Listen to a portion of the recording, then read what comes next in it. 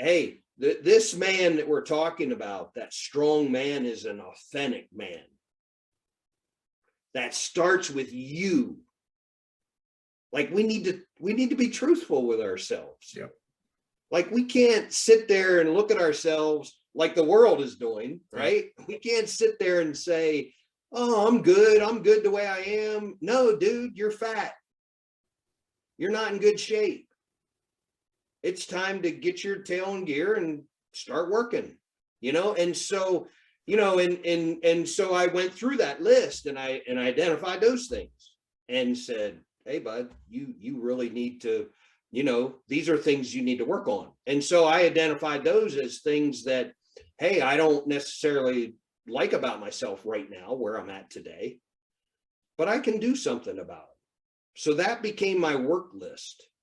That became the things that I was going to start zeroing in on to say, well, I'm going to fix that, and so, and eventually, if you put the work in, and it's consistent work that wins the game, right? Discipline, consistent work, grit, right? It's grit, right? And so it's just staying after it. Nothing is going to hinder me from working on this thing and being consistent about it. And all of a sudden you wake up one day and that thing that was a weakness has now become a strength. And now you have to update your mind. Now you need to say, now you need to look at yourself in the mirror and say, hey man, I can't call myself fat. I'm not fat. I'm jacked. So I need to start thinking of myself that way. And the physical is the easy example to use, sure, right? But that goes with everything else though too. It becomes, hey, I'm afraid to speak in front of people. I don't like that about myself.